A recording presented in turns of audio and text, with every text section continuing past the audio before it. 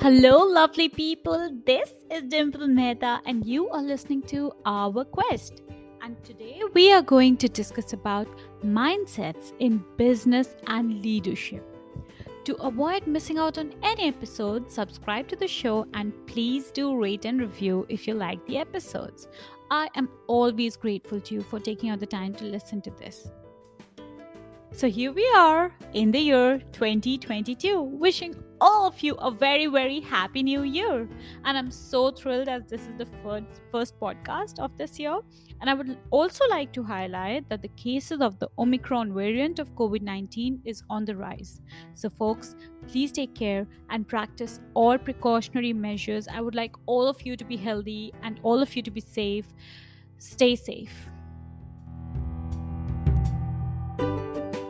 And now, jumping straight in. For those of you who haven't listened to the previous podcast, let me just quickly recap that we have discovered that people can have two kinds of mindsets, either a fixed mindset or a growth mindset. Those with a fixed mindset believe that their talents or skills or personality it's fixed and they have a higher need to prove the same. They're less open to criticism, they need validation about themselves and their success, and they aren't easy to accept failure. Simply put, they're fixated to prove that they're successful. Those with a growth mindset are open to challenges and seek to learn more. They can accept failures and take it as a learning to grow. Even if they're successful at something today, they would look and try and put efforts to be successful at something else tomorrow. Both mindsets are formed from very early ages of our lives and get strongly shaped. And then they impact our decisions, actions, outcomes heavily. We have a super special guest joining us today.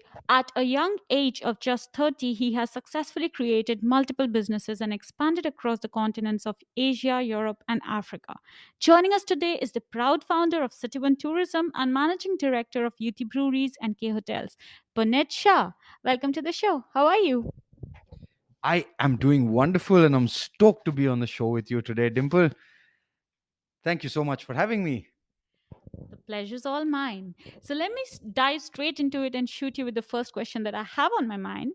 Can somebody's mindset affect their business? Can the growth or success or failure of an organization depend on mindset of its people? Wow, what an apt question. Just as the world basically went into the pandemic, everything that we know came to a grinding halt. And at that time, the people's mindsets came into major play. They actually decided the fates of organizations. Some of the organizations that don't even exist today couldn't come out the other side of the pandemic. Just to give you an example, our team sat together as soon as the pandemic hit, and we're thinking, what do we do? Do we shut down like other organizations have? Or, what do we actually do to sustain business? And the entire team came up with ideas saying, and one of the ideas that we implemented was our existing clients were looking for something new, not from our product list, but were looking to go back to their houses. They were stranded in the UAE and they were looking to be repatriated back to their countries. And that is just what we did at City One. We basically got them repatriation flights back to their countries, to their cities, and thanks to that, we actually came out a lot stronger on the other side of the pandemic. So that question would be, I think, very crucial for every business owner to ask themselves. And there's a very clear winner. Yes, absolutely. Mindset is one of the most pivotal things that could decide the future of an organization. Undeniably, travel and tourism has been one of the most hit industries post the pandemic, and it's remarkable how City One has thrived through it, survived through it, and came out stronger. They say necessity is the mother of invention, but to be able to look at the problem with the perspective of making a solution, you definitely need a growth mindset. And City One has shown that. Which brings me to my next question. How does the mindset affect management decisions? So I think the mindset is very, very critical when it comes to management decisions. The reason for that would be the mindset of a person will determine how they behave with people around them, especially when that kind of treatment is coming from the leaders. Leaders allow other people to take or make or come up with interesting strategies, make better decisions, shorten the decision making time frame, etc. um, and it's very critical to understand that we're living in an ever evolving world, and that makes mindset extremely critical. Just for instance, if you look at the Nokia story, and you'd realize that they had the intelligence to make sure that the organization survived, but probably the mindset of the leaders there was different, and that's why the fate of the organization was different. It was very similar. We were faced with a situation again within the pandemic. We were into alcohol manufacturing, and everything came to a grinding halt. Our option was to look at what to do next. And it's how we communicated, how the leaders communicated within their teams, and the teams came up with ideas. And at that hour of need, we were able to repurpose our manufacturing facilities and convert them into facilities that manufacture sanitizer. Sanitizer, for instance, was the need of the hour. The only way we came out with this idea is because the leaders came and spoke, and they saw what the need of the hour is, what the need of the market is, and how the organization can survive and thrive in times when things don't look as great. So it's absolutely critical that leaders have the kind of growth mindset which allows the organization in turn to grow. And if I'm to understand correctly, what you're also correctly highlighting is that with a growth mindset comes adaptability. Adaptability may not be so easy when you have a fixed mindset. And to grow in life, definitely it's survival of the fittest. You need to be adaptable at all points of time. And since you mentioned how leaders get influenced or act, would you be kind enough to give us a little more deeper insight on how mindsets affect leadership decisions? Historically, leaders have basically been people that are passing orders, instructions, bringing the vision downwards into organizations. Sometimes these leaders are unable to groom their team to make critical decisions. And leaders with growth mindsets would generally think 20, 30, 40 years down the line. And actually, when these leaders even leave the organizations, there isn't a sense of void because they have already groomed the next leaders from within the organization. We often see that people tend to be attracted towards organizations that have inspiring leaders. And this is the reason, because these leaders are in those positions as leaders to groom, to show, to be the role model for what the next leader looks like. I think it's imperative for any organization to have leaders within the organization who will create the next chain of leaders, not only within the organization, but probably for the global good. You're absolutely right to mention that leaders do think of legacy, leaders do think of what they're going to leave behind, leaders do empower their teams. And mostly it's always backed up by growth mindset. A fixed mindset leader would not want to invest so much on their team or would not want to think so much about the future if they have a fixed mindset. Apparently there's a term called CEO disease. So for people or managers operating at that high level, it just so happens that eventually they have high egos. Sometimes the ego develops to such a great level that it turns out that they have something called a CEO disease. When you have a CEO disease, you don't want to accept your shortcomings. You don't want to be criticized. You simply want to be adored and worshipped. And that typically happens with fixed mindset leaders or mindset people. So, in a business, would you want to face your mistakes and improve? Or would you want to be worshipped by your team and get rid of all the critics? That's a great question. I don't think there is any other answer to this than to improve. Um, the story of Kodak comes to mind when you say that, where somebody from within the organization had proposed the idea of a digital camera much before the other world or other organizations brought it.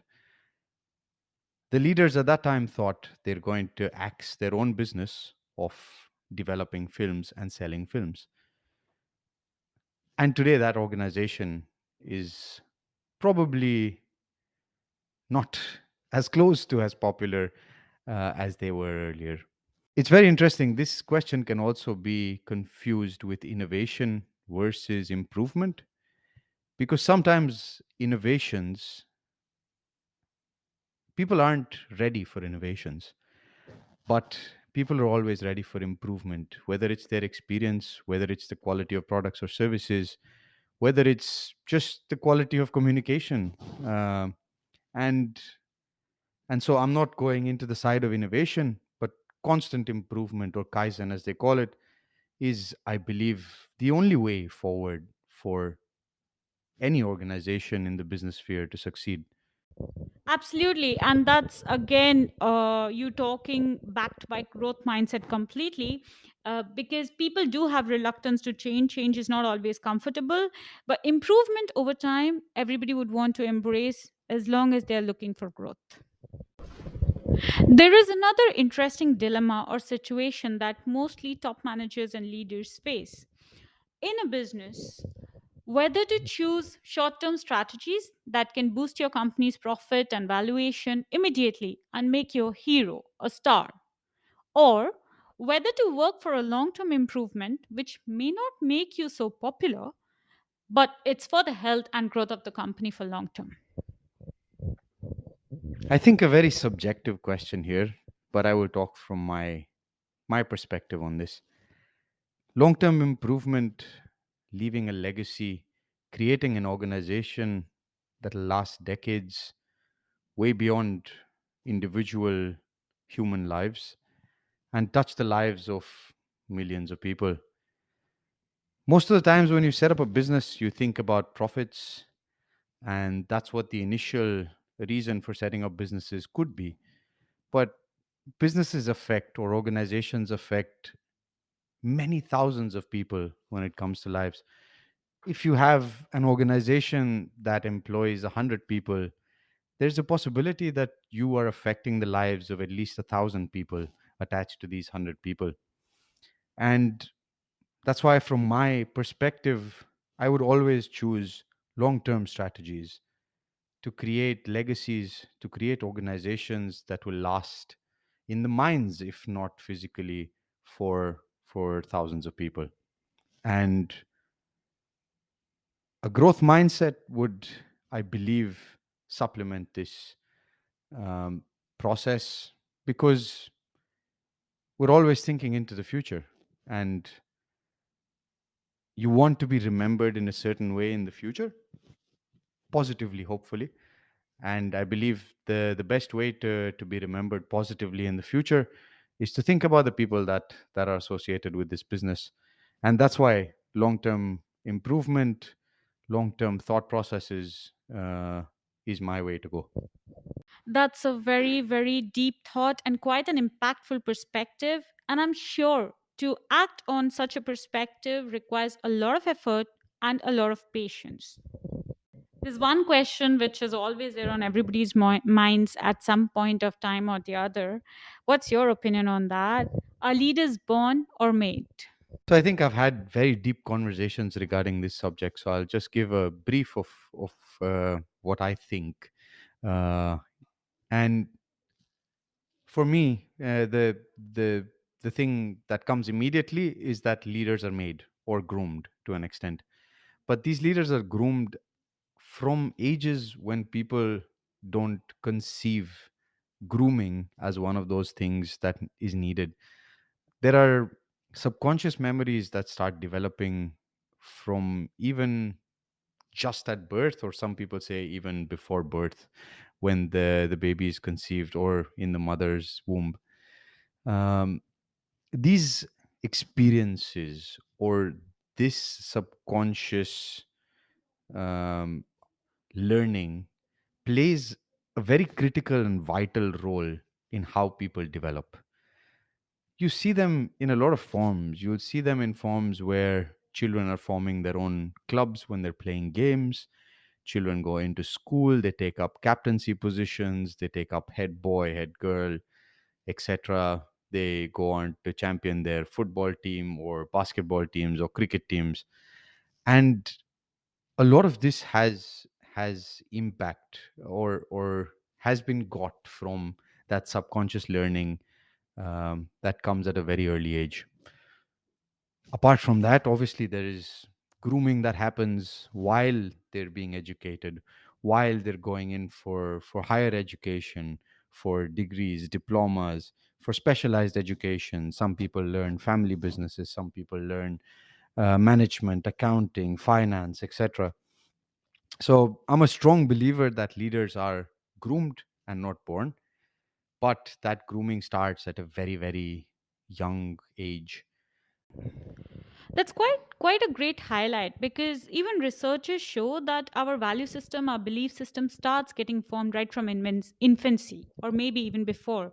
And because those value systems hold such a major part of how we are going to think, how our mindsets are going to be, it's rightly pointed out that leaders can be made based on what they experience. How about managers or negotiators? Are they born or made? Again, just like leaders, managers, negotiators, I believe their subconscious minds play a major role in the way that they develop and evolve into managers and negotiators. Managers, as people, are great at getting things done in organizations. Negotiators, again, similarly, are the best when it comes to high risk negotiation situations within businesses, outside businesses, in real life scenarios, etc. Very interesting. Very interestingly, again, I have seen so many different education curriculums around making people or committing to people that they will become great managers or great negotiators, which goes to prove my point that people believe, and there is um, wide acceptance that people can be groomed into becoming great managers and great negotiators. Again, coming from a growth mindset perspective, obviously it's going to prove that when you put efforts, you can achieve anything and everything. If you're putting efforts at the right time, in the right direction, everything is achievable. But a fixed mindset person may not agree. Bringing me to the last question for today, but definitely not the least. With all these changes going around us at this time, I mean, now we have Omicron, which is on the rise, and don't know how long this pandemic is going to last, and don't know how much more of changes we have to embrace. What do you think? How would the leaders of future be? Growth mindsets or fixed mindsets? I think both the types of mindsets are still going to be there in the future, whether it's fixed mindset or growth mindset. I believe, though, that there is greater importance of having growth mindsets considering the speed of change. In the past, the speed of change was a lot slower, people were more complacent, versus today, everything is very, very dynamic. Things change at a pace where they've never changed before. And as we look into the future, we realize it's only accelerating. And with that, people with growth mindsets would have an advantage over people with fixed mindsets. And hence, it's just best if all of us who are grooming the next generations into organizations, into life, try and inculcate growth mindsets from the inconceivable ages, which will make the world a better place. So, yeah. That's a great message for all the parents, teachers, coaches, business leaders who are currently grooming the leaders of tomorrow, because they can only survive with a growth mindset for what is lying ahead of us. Thank you so much, Punit. This has been a pleasure. And I'm sure our listeners are going to benefit so much by the insights that you have shared with us today. Thank you so much, Dimple. It was so great being interviewed by a wonderful NLP practitioner. And Thank you so much for doing this interview, which also gave me a lot of insights into my own thought processes on fixed and growth mindsets.